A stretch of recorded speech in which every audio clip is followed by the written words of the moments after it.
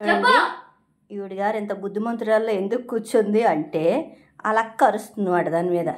ఎందుకు అరుస్తున్నావే అక్క అంటే 2-3 రోజుల నుంచి అన్నం తినట్లేదు, పెట్టిన అన్నం పెట్టినట్టే ఉంటుంది, నీళ్ళు మాత్రం ఫుల్ తాగేస్తుంది, తాగేసి చివరి రూమ్కి వెళ్ళి టాయిలెట్ పోసేస్తుంది అన్నమాట. అందుకని అలా అక్క రోజు పాప ఉండేదాన్న అందుకు దాన్ని పాపం రోజు 3 రోజుల నుంచి దానికి అన్నం అదే తినిపిస్తుంది నిహారికే.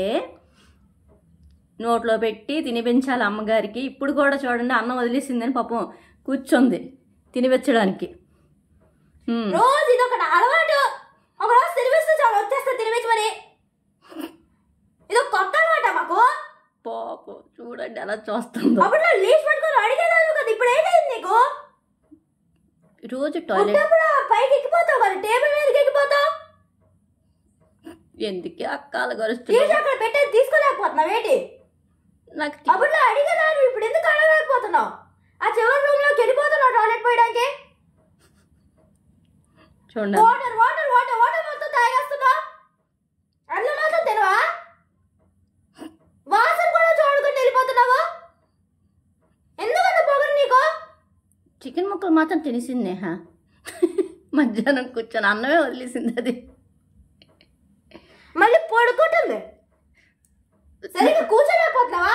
అక్క నువ్వేటన్నావే? అన్నం తినిపిస్తాను అన్నావు, అన్నావా లేదా? తినిపిస్తానని తిడతావేటే? తినిపించే నవ్వే చూడండి నవ్వుతున్నా వచ్చేస్తుంది. ఇంత అమాయకంగా చూస్తుంది చూడండి. ఇది అమాయకురాలు అయితే కాదు. నేను నవ్వే స్థితిలో లేను, నాకు లోపల పుండు వచ్చింది. నవ్వనవ్వద్దు. పోన్లేమ్మ తినిపించే తినిపించే చాలే. ఇంకా దానికి నాకు రోజు ఈవినింగ్ అయితే పాపం. అవునమ్మా రోజు తినిపిస్తారు. ఎటు ఒకరోజు అంటే తినిపిస్తారు కానీ పాపం దానికేం బాగాలేదు. ఎండలు కదమ్మా, ఎండలు కదమ్మా. రోజు ఐస్ క్రీమ్ పెడతాను కదమ్మా. అయినా ఇంట్లోనే కదా ట్రీట్స్ చేసి పెడుతున్నాను. అయినా కొంచెం తినిపించలే పుల్లే. ఇటు చూడు, అటు కాదు తినిపించి ఇదాయి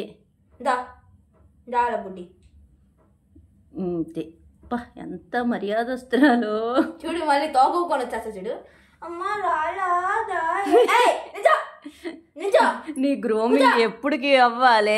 మేము కట్ చేస్తాం ఆ షిడ్జి గట్టి. ఈసారి ఎండలకి బాగా తట్టుకోలేకపోతుంది ఇక్కడ ఎండలకి.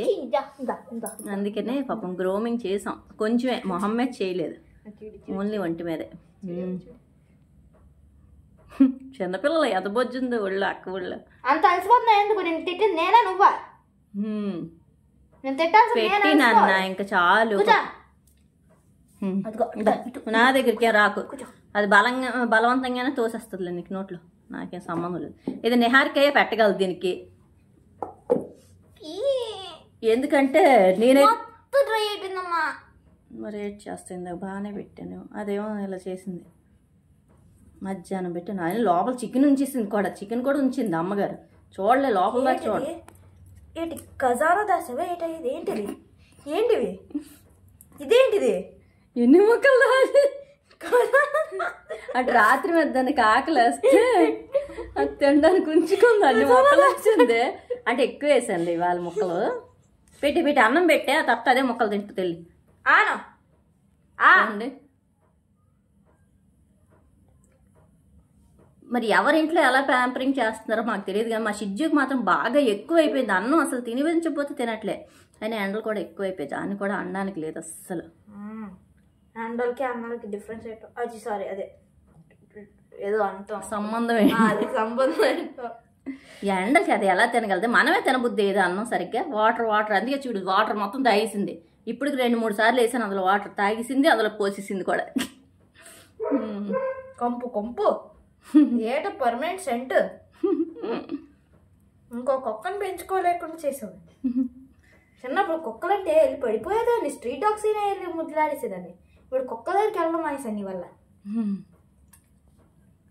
సరే, ఈ వీడియో కనుక మీకు నచ్చినట్టయితే ప్లీజ్ లైక్ చేయండి, షేర్ చేయండి, సబ్స్క్రైబ్ చేయండి. మా నిహార్కి అన్నం అంతా తినిపిస్తుంది మాట ఇప్పుడు కూర్చోబెట్టి దానికి. Bye bye. అరే యార్, ఎటువైపు కూర్చున్నావు? నాకేంటిది డ్రై అయిపోయింది, సరిగ్గా ఉండట్లేదు ఇది. అని షిజ్జు రోజు ఈ పని చేయకూడదు షిజ్జు అలాగా తిని తిని